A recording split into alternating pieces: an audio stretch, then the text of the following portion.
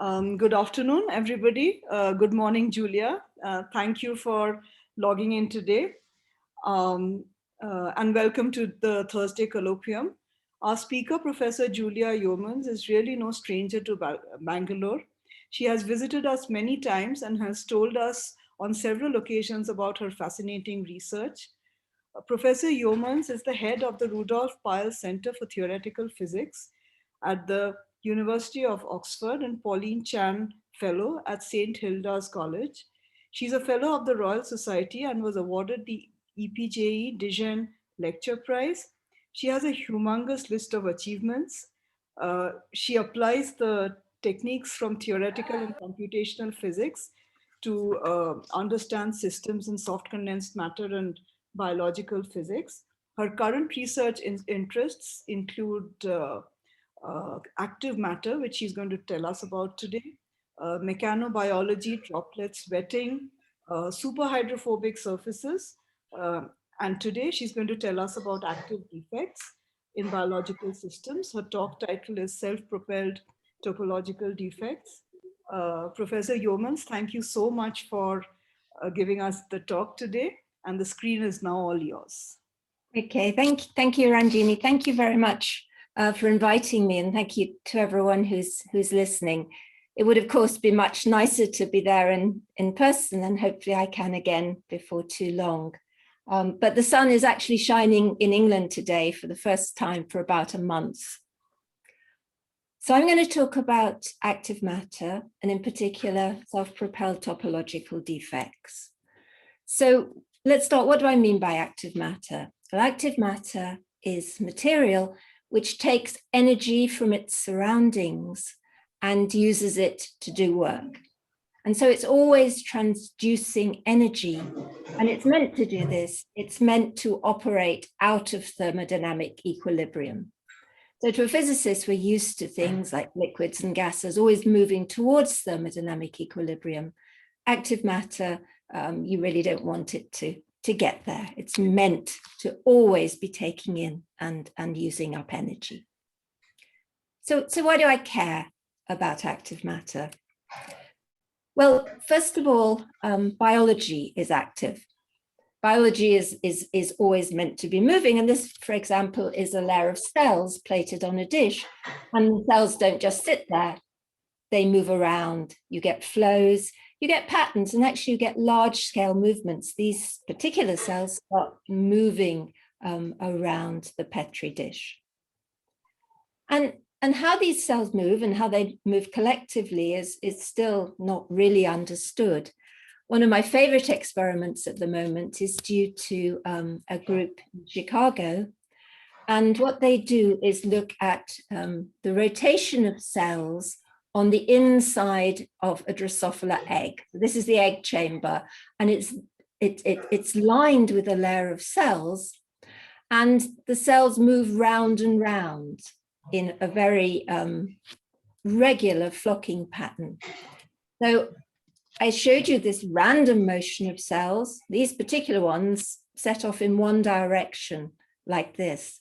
And so there are all sorts of lovely questions like, when do you get flocking? When do you get regular flocking? And when do you get this rather complicated turbulent-like behavior of cells? So active matter is really just a physicist trying to do biology. Another reason is that nature is very good at designing engines. We're all made up of cells, and the proteins in the cells have to be moved around. And the way nature does this is by laying down microtubules, long polymers, which are laid in the right place and then moved away again, and then having these wonderful molecular motors walking along the polymers. So these feet here are nature's engines moving along these polymers, carrying proteins in the vacuole up there. And these things are tiny, these molecular motors are tiny. They're maybe about 20 nanometers in size. So somehow nature has to design these motors, and then it has to work out which direction to move them in and what they are going to carry around. And this is an amazing problem in control theory. So nature's solved a problem in control theory and in designing tiny motors that we wouldn't have a clue how to do. The third thing is perhaps more what statistical physicists do. And active materials are a lovely example of out of equilibrium statistical physics. This movie shows a lot of tiny microswimmers, actually E. coli, swimming in 2 dimensions in a fluid. And the swimming patterns look like this. They look very turbulent and very random. You can see lots of vorticity and you can see lots of swirls and jets of velocity. Looks like turbulence. And that's strange because E. coli are tiny, maybe about 10 to the minus 5 meters. And so why on earth are we getting turbulence at this sort of length scale? We're seeing a new sort of turbulence, which is known as mesoscale turbulence or active turbulence. And it's not just bacteria that do that. We've seen it in the cells. And also a very famous experimental system is microtubules, these long, thin polymers that you saw within the cell. And here they're driven by motor proteins. These motor proteins, these little engines are pushing them around. And again, one gets this turbulent-like behavior. And so being a theoretical physicist and getting a bit upset if there's sort of more than one thing to think about at once, I think the question we want to ask is this active turbulence in the different systems, can it be described by some sort of generic theory? Can we look at underlying principles which we can apply to the many different experimental systems? And can we say something useful about biology, which is based on generic facts rather than individual chemicals? Okay, so this is what I'm going to do. First of all, I sort of talk more generally about active turbulence and active topological defects and talk about how we think of this active turbulence nowadays. And then I'll talk about probably 2 problems I have time for, certainly topology in biology, where we actually see in a real bacterial system these topological defects. And I'll tell you the hare and the tortoise story. And then I'll talk about 3 dimensions, which is the sort of new frontier in active matter, and tell us some simulations we're doing, which is sort of moving very, very slowly to think about morphogenesis. If people have questions, please feel free to interrupt, because it gets a bit worrying talking to a wall, and it's sort of nice to know that people are out there. I know it's a bit tricky on Zoom, but it's absolutely fine to be interrupted. In fact, I like it. Okay, so first a bit of background. With apologies to people who've known this for ages, but let's start by thinking about what nematic symmetry is and what liquid crystals are. So something with a nematic symmetry has a preferred direction, but up and down are the same, the head and tail are the same. So if I turn this over through 180 degrees, it would look the same. And if you have molecules or colloids like that, what can happen is if you cool them down or make them dense, you can get a nematic phase. A nematic phase is one where the molecules tend to point in the same direction. So there's orientational order, but there's no positional order. They're not arranged on a lattice. This nematic is described by an order parameter, a director, which tells you this special direction. Another possible order parameter is the Q tensor. Q tensor is a tensor related to the director. And you don't really need to know much about it except that it exists. And its largest eigenvector gives the direction of these things, and the largest eigenvalue just tells you about the degree of order. Now, sometimes this nematic ordering goes wrong, And what you end up with is topological defects. Places where the nematics order is wrong, obviously here, for example, and they're called topological defects because the distortion goes on all the way to infinity. In an ordinary passive nematic, where you have almost perfect nematic order, these things have infinite energy, and so you can't get individual ones appearing. They have to exist in pairs. And then what they want to do to reduce the energy is they want to move towards each other and annihilate in pairs to give back perfect nematic order. In 2 dimensions, these are the most common sorts of defects, and we'll see them a lot as I move through the talk. So if you could sort of remember what they look like, plus or half ones have this comet-like shape with a preferred direction, and minus or half ones have this threefold symmetry. And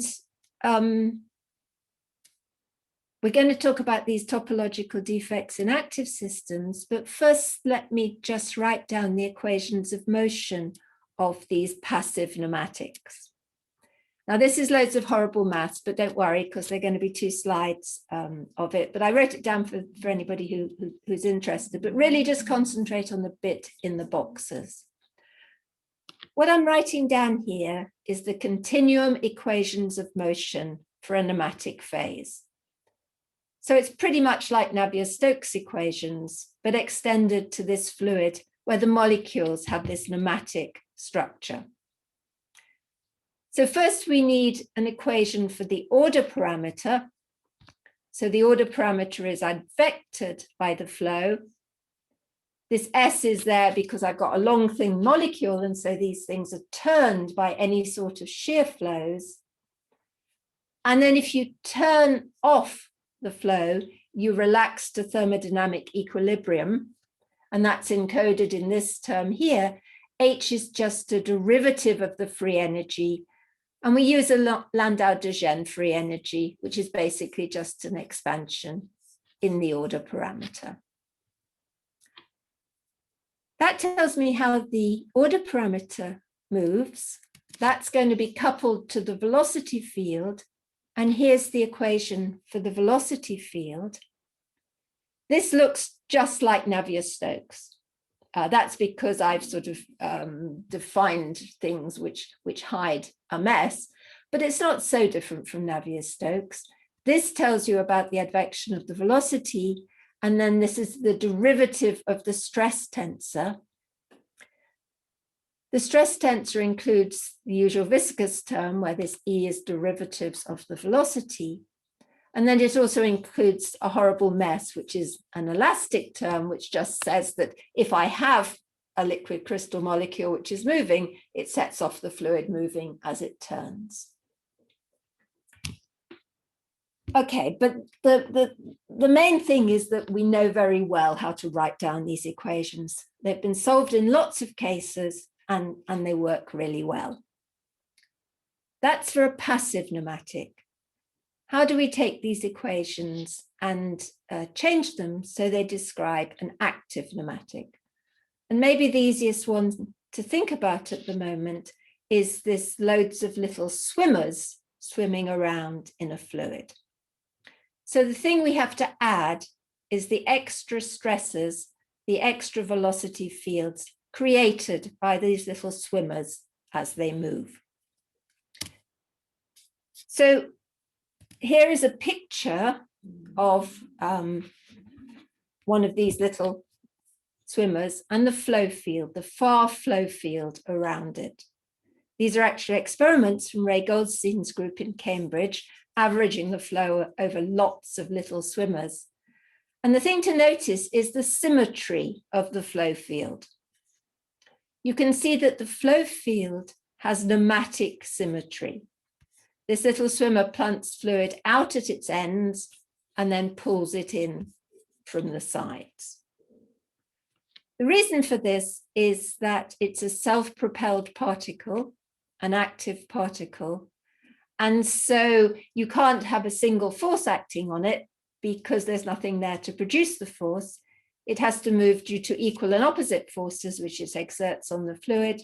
And if you add up the flow field from this equal and opposite forces, you get a dipolar-like flow field, which a long way away from the swimmer looks like this. And it's because of this nematic symmetry of the flow field that we need to start from the nematic equations of motion to extend them to treat active systems.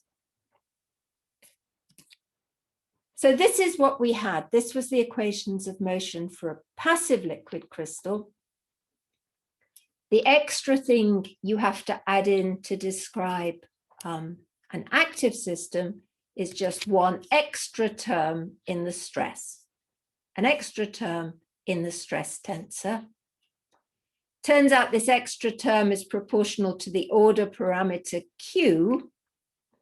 Takes a couple of pages of maths to do that properly, but the hand-waving way I showed you, we've got a symmetry of the flow field, which looks like Q, so it sort of makes sense that it's proportional to Q. And then this zeta is just the activity, the strength. It just tells you how strong the extra stresses due to this active material are. So this term goes in there in the stress. And the important thing is that it's in the stress, so it's under a derivative. So I have derivatives of Q. So what that means is that any gradients in the order parameter, in its magnitude or its direction, any gradients in the magnitude or direction of the order parameter give you a stress and therefore give you a flow. And this is really, once we've decided this, we can explain an awful lot of things about active pneumatics. So gradients in the magnitude or direction of the order parameter give you stresses and give you flows. Julia, I have a question. Hi, yeah.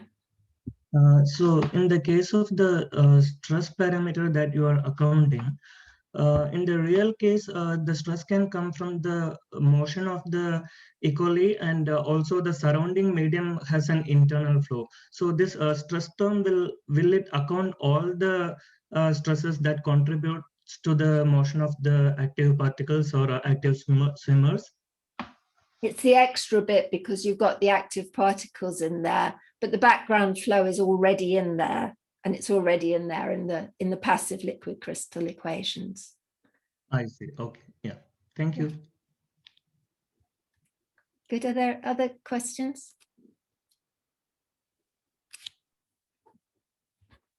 No, thanks for asking. It's nice to have questions.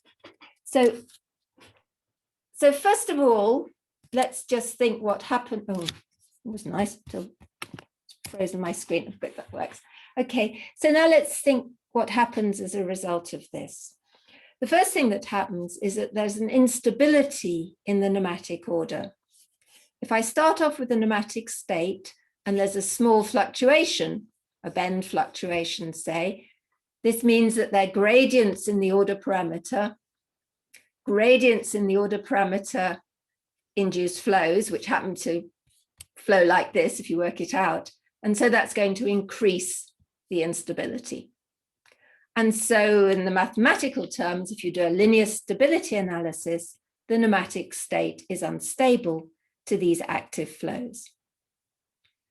So what do you get instead? Well, to see what you get instead, you have to solve the equations of motion. And if you do that, the flow fields look like this. You get these yellow, I've got in yellow where the flow field is large, you get these jets of flows. And if you look at the vorticity, you see large vortices. Here you've got some anti-clockwise vortices. Here you've got the clockwise vortices in blue. And the length scale of the vortices is maybe about sort of 5 swimmers. And I think, can I get this to move? Yeah, there we go. And you can see very much the vortices in the experimental systems as well. So let's look a little bit at these. These are simulations. These are solving those equations of motion. Here's the vorticity field. Let's just zoom in on the vorticity field. Let's zoom in a bit And what you can see here is the individual nematogens, the individual swimmers, if you like. Here you've got a bend in the direction of these swimmers, a gradient in the order parameter. This is introducing stresses, and this is what's giving you these flows. These black lines are the flow jets being induced by that bend. Okay, so these are active nematics. And I've said that we get topological defects in nematics. So what happens to these topological defects in active systems? So this is again a simulation where the red ones are +1/2 defects and the blue ones are -1/2 defects. And what you can see is they destroy each other in pairs like they're meant to. That's going to do it. Yep, which is fine. But then if you look up here, something new is happening. You're also getting them popping out and being created in pairs.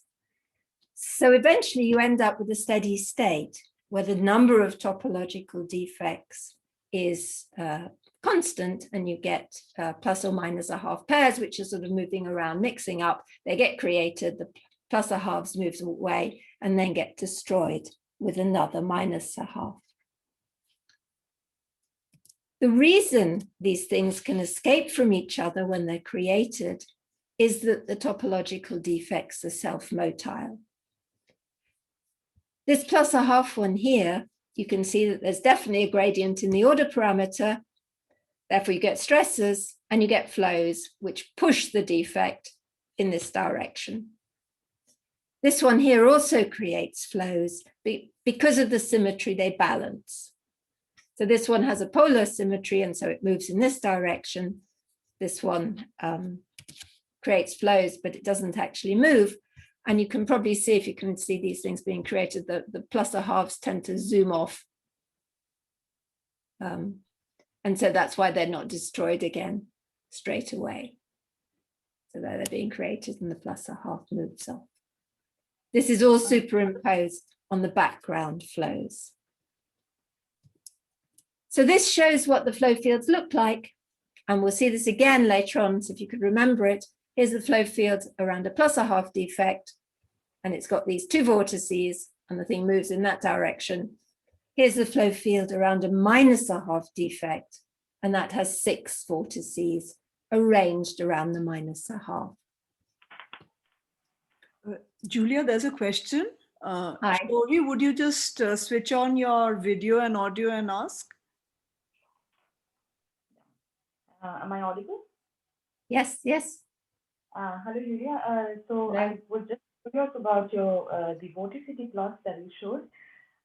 So the vortices that we have, is there always a condition that there should be equal number of vortices and anti-vortices in the system, or is that? No, there's no conservation of vortices.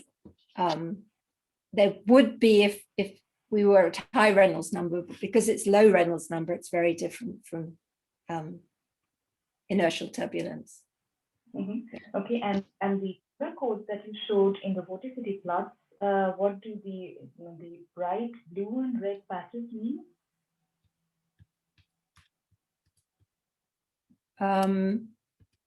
So in this one, the red and the blue you're asking about, Yeah, those show large vorticity, and one is clockwise and one is anti-clockwise.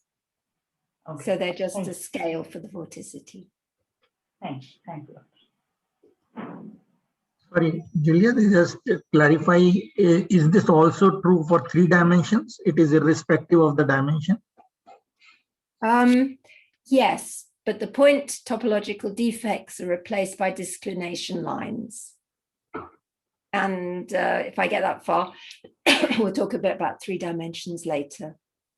Okay, so a lot of it carries over. Thank you. A lot of it carries over. Yeah. Can I ask a question? Yeah, please do. Yeah. Hi. So I just wanted to know that regarding the mobility of these defects, plus half and minus half, looks like they are almost moving by equal amount, but I expected that minus half to move much less, right? Yeah, no, you're quite right. The reason is that you've also got a background flow.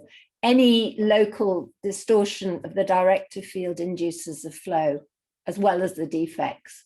And so you've got this background flow, and then the defects move on top of it, and the background flow is dominating. Okay, I see. So I was wondering, is there a parameter one can define that can, like some average measure that can distinguish the mobility between these two from, suppose, for experimental system or something? Yes. You can just measure the velocity of the defects themselves, and then the -1 should have just the same velocity as the background, and the +1s will have a net extra velocity.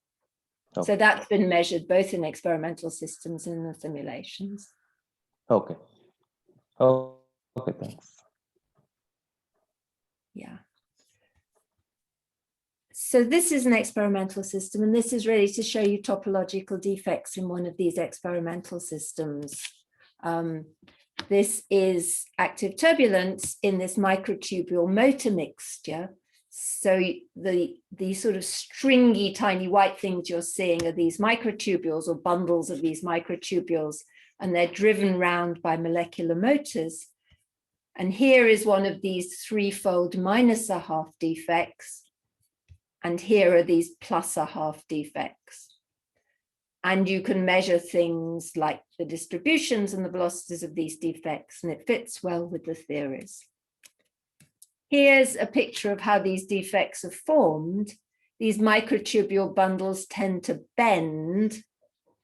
And as they bend, this is equivalent to creating here one of these +1/2 defects, and here one of these -1/2 defects. So you do actually see them in this sort of system, and we'll see in a minute that you see them in many other active systems as well. So that's the end of sort of part 1. This is the background, and this is the summary of what we're doing so far. So now let me, Sorry, I always do this. I always tend to shout because there's nobody there and then end up coughing halfway through. Okay, so what next? Well, next we're going to do this Hare and the Tortoise story. I assume that you've heard of the Hare and the Tortoise story in India, and indeed all over the world. Thank you very much first to the people who did all the hard work. And in particular, Armindus Mahamadi was the postdoc then, now he's an assistant professor who did the theory, and Ollie did most of the did the experiments. And this came out this year in Nature Physics.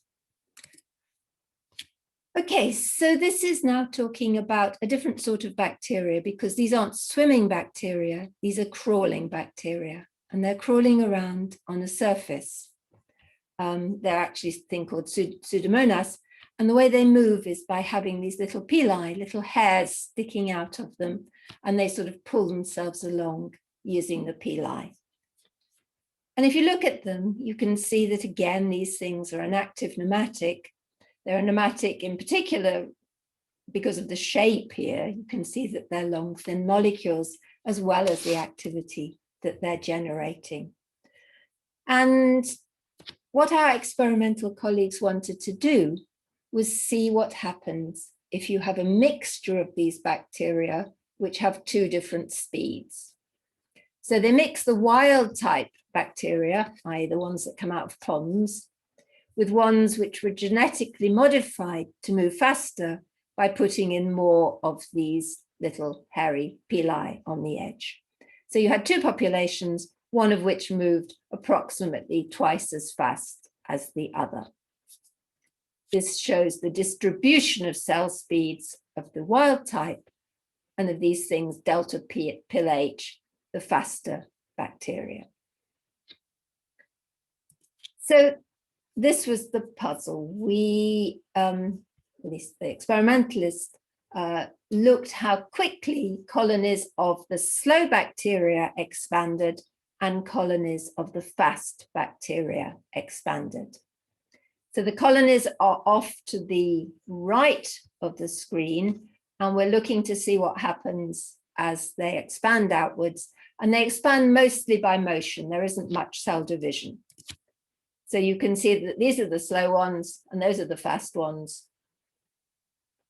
Okay, so something weird is happening here because the slow ones eventually overtake the fast ones. Let me play that one again.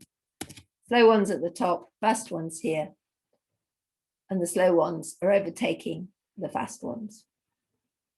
So something strange is going on and we wanted to understand why. Looking now at a mixture of these things and looking at the edge of the colony as a function of time, you can see that at early times, it's the yellow ones that dominate. The yellow ones are the fast bacteria, these delta Phil H things. And then at later times, the edge of the colony is dominated by the blue ones, which are the slow ones. So again, you're seeing these blue ones, the slow ones end up being much better at spreading out, just like in the Hare and the Tortoise story. It's not due to difference in growth. The growth is a minor thing here. To a good approximation, these things don't divide. Okay, so it's probably got something to do with topological defects, or I wouldn't be telling you. So here is a picture with the topological defects identified in these systems. The red ones are the plus a halves, and the blue ones are the minus a halves. We wanted to try and model these systems. So one way of doing it is just by a very simple agent-based model. So we just looked at self-propelled rods, which were each of them subject to a constant driving force, and then they just interact with a hard interaction. So really just a very simple simulation method. And what you end up with is, again, you can identify plus or minus topological defects. And I've already shown you the continuum model. This is exactly what we had before, a continuum model, solving differential equations. And again, you get plus or minus a half topological defects. So I think an important question here is, so what? I mean, I've told you these are topological defects. They're places where the nematic director, the direction of these bacteria form a certain pattern. What evidence do I have that what I'm seeing in the bacteria is anything like what I'm seeing in the continuum model, or anything like what I'm seeing in the discrete model, in the agent-based model? So we measured the flow field in each of those cases. Top, I've got the flow field around a minus a half defect. And down here, I've got the flow field around a plus a half defect. And this is what I showed you before. Sorry, Julia, can you, before I get lost, Ajay here, can you just see, is it with the slow or the fast? The defects are in which part of the sample? I mean, which type of particle is involved here? All of them. If you have slow ones, you can see the defects. If you have fast ones, you can see the defects. And if you have a mixture, you can see the defects. So now this is in the mixture. You are not paying attention to the type of bacteria then? Yeah, essentially, yes. Yeah. Okay.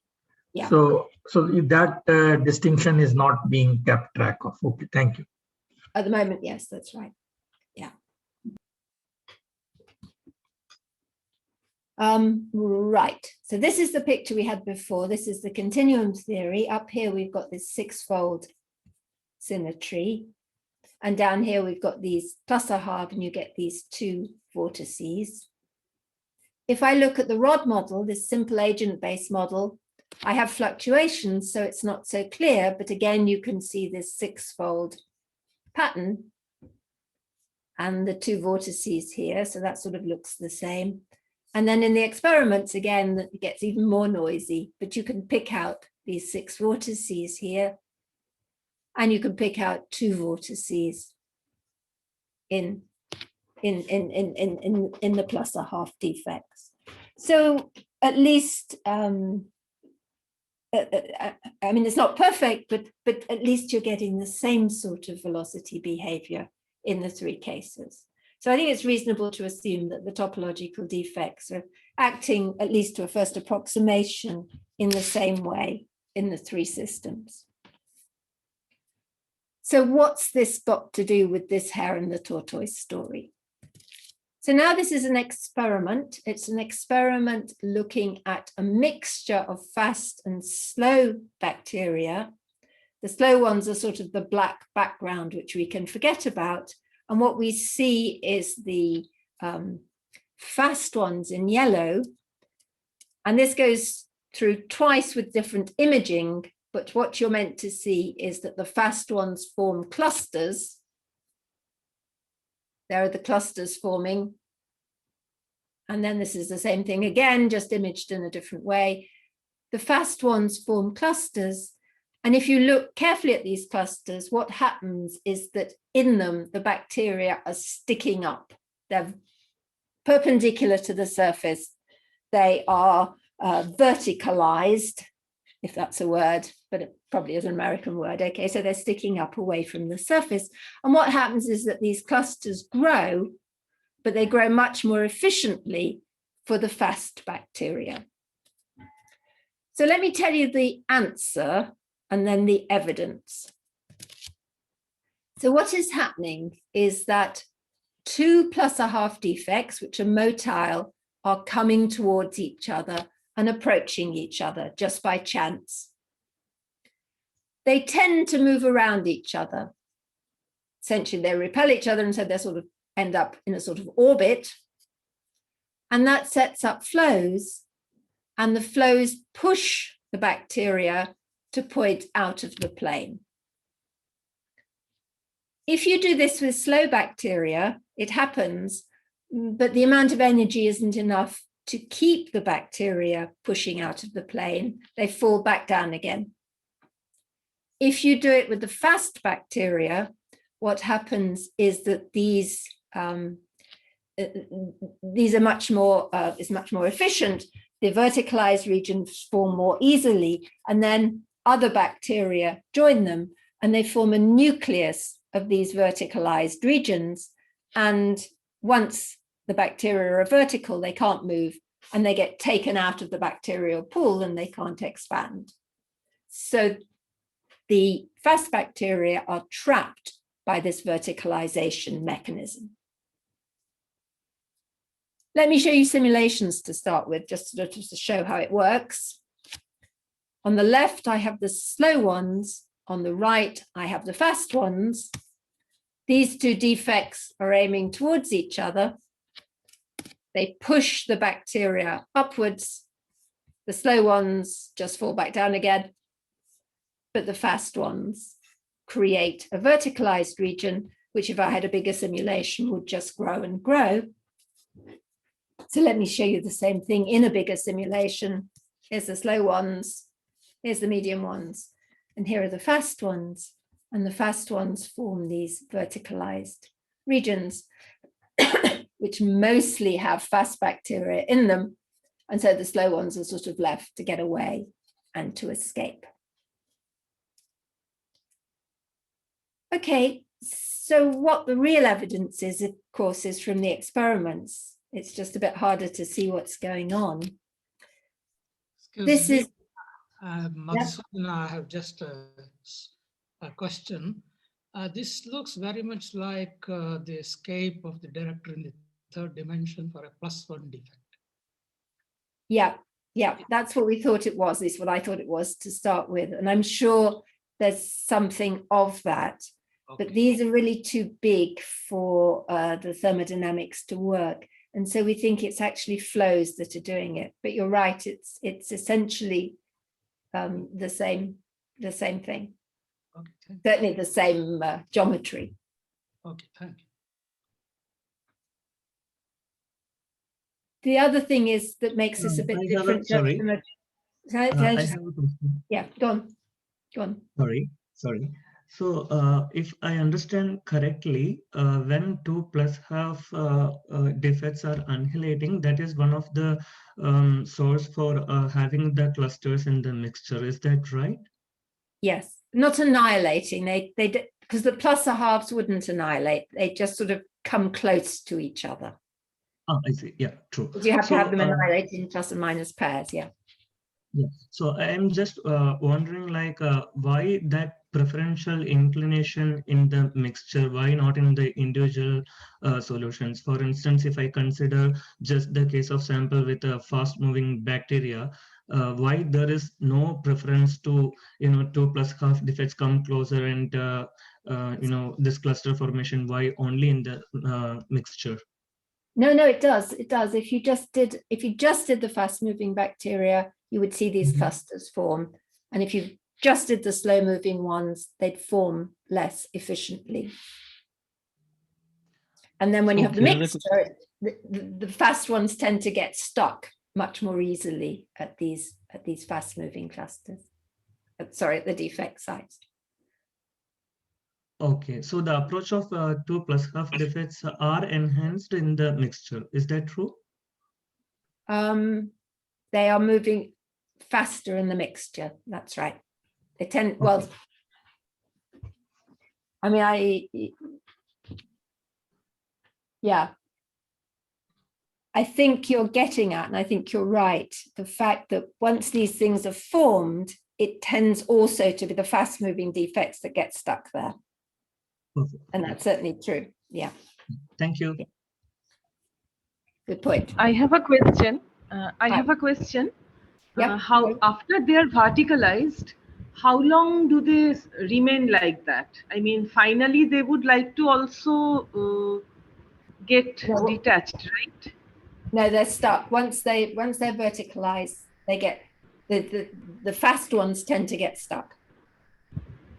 For how long? I mean, if my question is, if I wait long enough, if the race runs long enough, then do I see the fast ones overtaking the slow ones again? No, because the fast ones are sort of stuck behind. Once these things are verticalized, and once these clusters start to form, right, they're stuck there forever. Okay, that's right. Okay, thank you. And when we were doing, may I ask one more question? Yeah, go ahead. Okay, my name is Pramod. In the video you showed, I also saw some banding for the slow-moving bacteria. Is there a reason for that? Banding? Yeah, I thought there was some what might be like denser and rarer regions or something like that. In the video, the experiment video. No, the experiment video.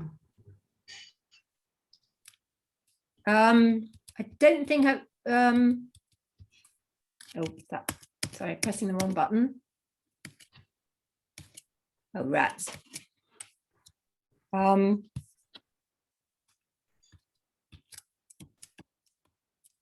Sorry, trying to show this again has frozen the screen. So let me see if I can escape from it and start again.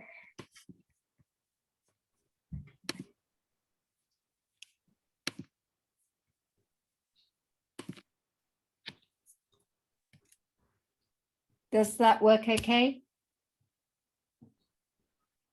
Those bands there you were talking about? Yeah. Yeah, sorry, yes, I should have said, this is just that an experimental thing that you have to move the microscope slide along. So it's just, honestly, they didn't cheat, but those are not real. But you're quite right, they're certainly there. Okay, thank you very much. Where was I? I have another question. My name is Devashish. So I was wondering if you look at the minus of defects, that also generates this flow around that. So would not that generate a configuration where this bacteria will stand vertically at those positions of minus of defects? Not as far as we could see, because you actually have to have it. I mean, it really does look like you always get these things happening where you have these 2 plus a halves coming together. So presumably that's because the flows just aren't strong enough around the minus a halves to do anything. Thank you. Okay, I mean, I haven't actually shown you what this slide is actually the experiments, which don't look so beautiful, but were really hard to do. And well done, Ollie, because the one on the left, which I'm just going to show you, the movie actually shows you one of these things forming. Let's see if it will move. There we go. And here's the verticalized region forming. And the pictures on the right show how the yellow, the fast bacteria, tend to end up in the verticalized region. Here's a side-on view where you can see the bacteria standing on end. And again, here's a side-on view and a top-down view where you can see the ends of these bacteria appearing. So that is the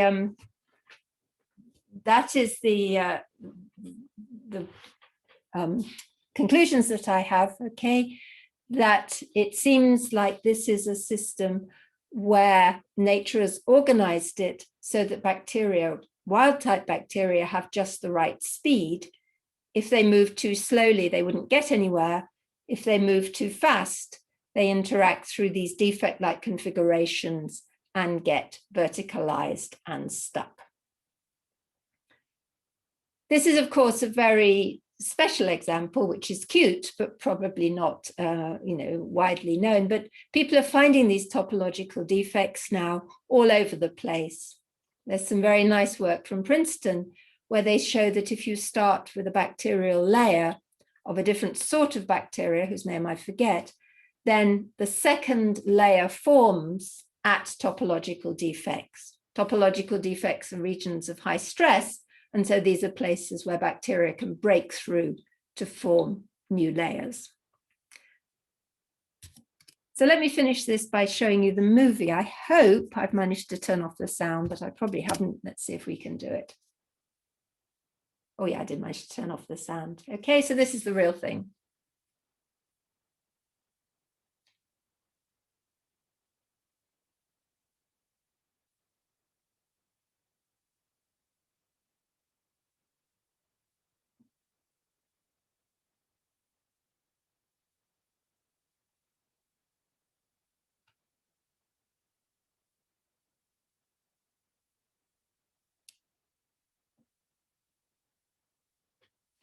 Okay, so it really happens in real life as well.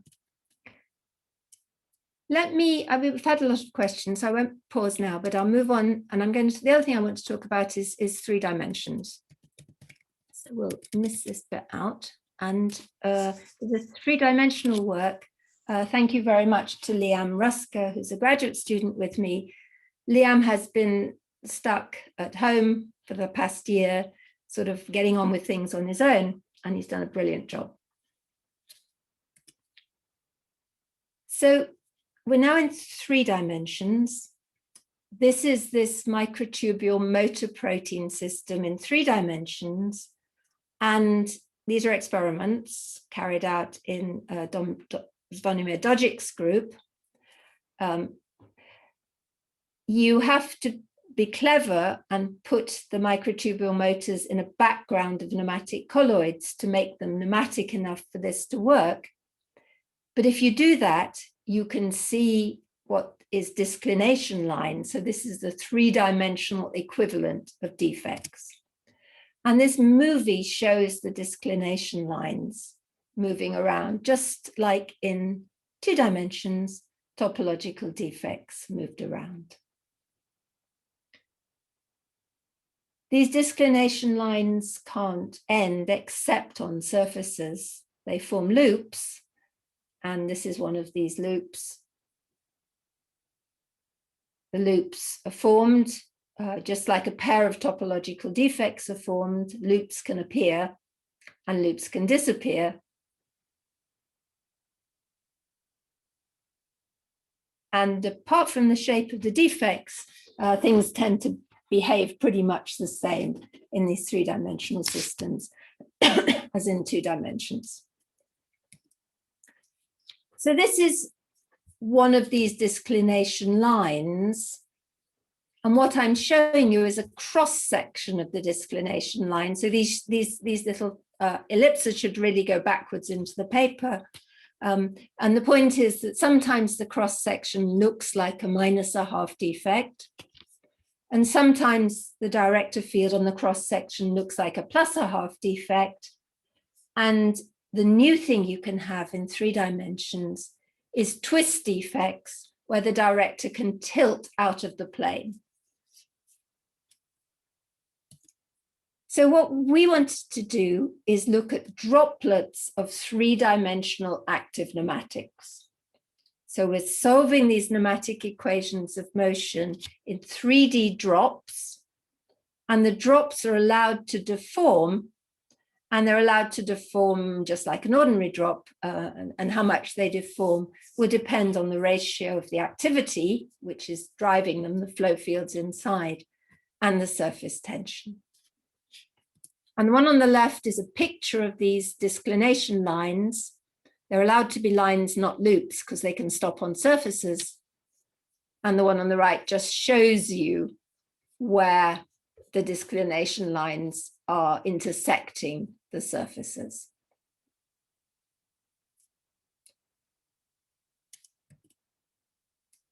I'm going to distinguish between 2 cases, one where the activity is positive, and one which the activity is negative.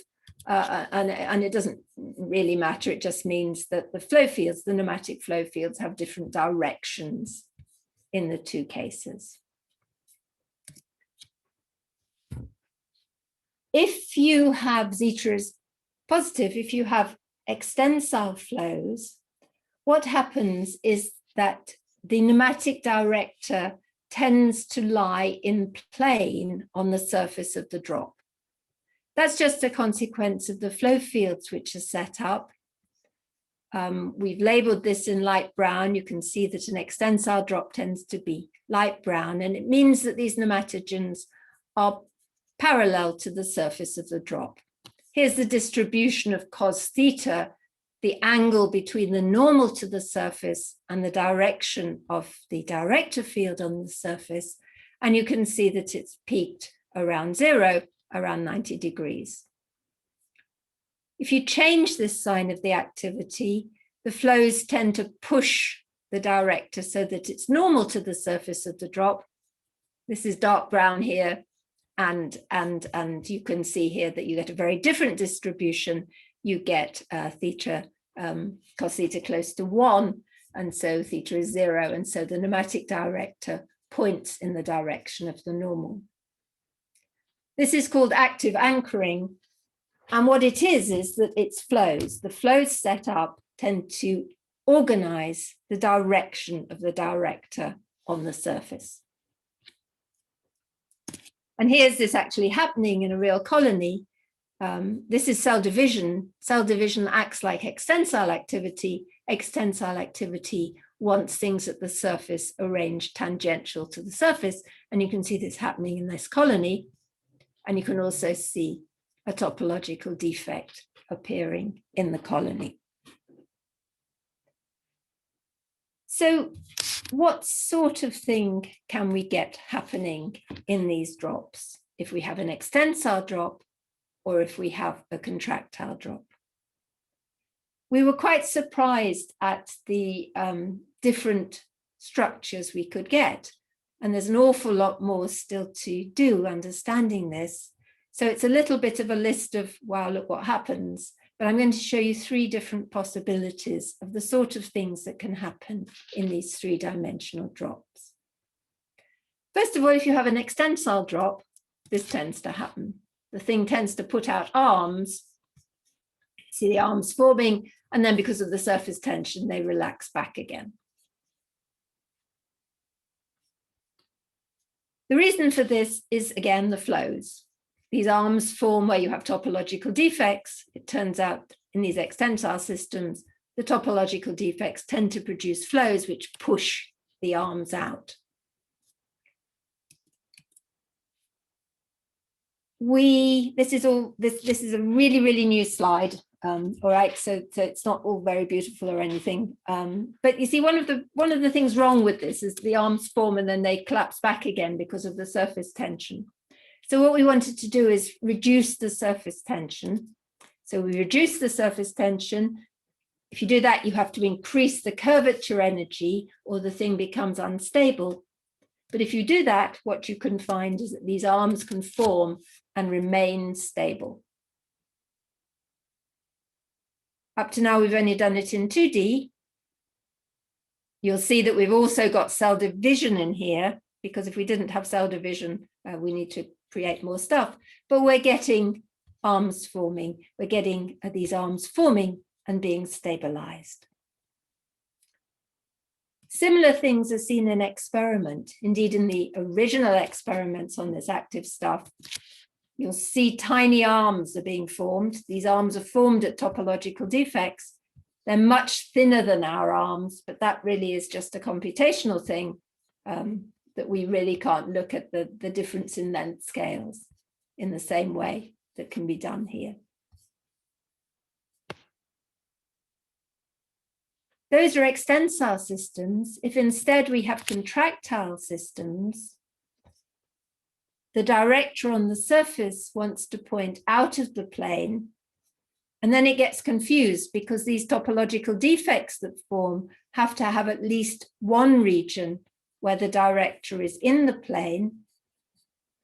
What happens is that as a result, to try and minimize the elastic energy, the defects point at each other. You get lines of in-plane ordering among the preferred out-of-plane direction. Again, this sets up flows, and what this one does is end up pushing these lines out. So you end up with a walnut shape. And if you just look at the movie, again, the flows are creating these lines which join the ends of topological disclinations, and the flows push the drop outwards, so you get this rather strange shape. Just one more, because I like this one. Last example. This is a contractile drop, which turns out to be very tiny. Contractile, so it wants the director field to be perpendicular to the surface. And this is really bad because you get loads and loads of elastic energy here. System is really miserable. So what it does is it creates a ring of in-plane ordering around the drop. It creates this ring around the drop of in-plane ordering. This becomes unstable. This becomes unstable, and you get invagination. You end up with a state which looks like a cup driven just by the activity. At least in these simulations, this is not stable. It pops back out again. You get a cup shape, it pops back out and moves the drop around. But I'm sure that by mucking around with the parameters, we'll be able to get this stable. So there's a lot to investigate. What we're aiming for eventually is to relate this to morphogenesis. So this is this shape changes done properly, done by nature. This is Drosophila, the fruit fly. This is it changing from a baby fruit fly to a grown-up fruit fly. And you can see that shape changes and flows are important. But there's a lot more to the story than just shape changes and flows. Somehow there's going to be coupling to chemistry, and there are all sorts of really exciting questions to be answered until we can explain why you can get these beautiful pattern formations occurring. So I'll stop there. Those are where this stuff's been published if anyone's interested. Thank you very much for listening. And I'm very happy to answer any more questions you might have. So Julia, I have another question about the vorticity fields that you showed and the different experimental results. Is it possible to define a bulk torque in these systems, like wherever there are no explicit alignment interactions, but can one come up with some kind of a description of a bulk torque? Because I feel that in all these videos that you showed, one can have some regions of high torque field that the system might be experiencing due to the interactions, like the interparticle interactions or the boundary interactions. I mean, whatever the setups of the systems are, but yeah, I mean, that's not really how anyone's thought about it. I mean, the nearest thing is that if you take this active material and you put it in a small container, and so the sort of local correlation length is of order the size of the container, what it will do is suddenly take off and circulate around the container, and you'll get persistent circular flows stabilized by the boundaries. But I think in terms of torques, I mean, you will get local torques, but in the bulk, these will just vary from place to place in space and time. Okay, thank you.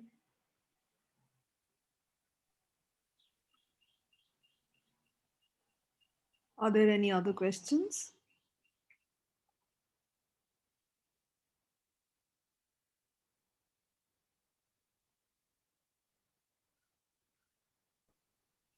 Sorry, can I ask slightly out of this talk, Julia, how much of it is going through if you have polar nematic? Quite a lot. The reason is that the flow field is the same around, the far flow field is the same around polar pneumatics as ordinary active pneumatics. So for these things where flow is the most important thing, I'd expect polar and pneumatics to behave in the same way. And experiments have been done on polar pneumatic to see this? Essentially, swimmers are polar pneumatics because locally they have a polarity in the direction. But you can show, and indeed Shriram Ramaswamy was the first to show this, that when you derive this zeta q thing, it doesn't matter whether you have polar particles or pneumatic particles. I see. Okay. Thank you. Devashish had a question. No, actually, I had exactly the same question, so I lowered my hand. Okay, okay. So is there any other questions?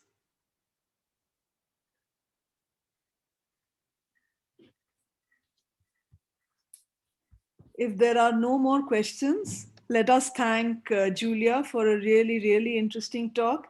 Thank you so much, Julia. And we hope we'll actually see you in Bangalore sometime soon. Yeah, me too. Okay, thank you for listening. Thank you. Bye, everyone. Bye-bye. Thank you. Safe, everybody.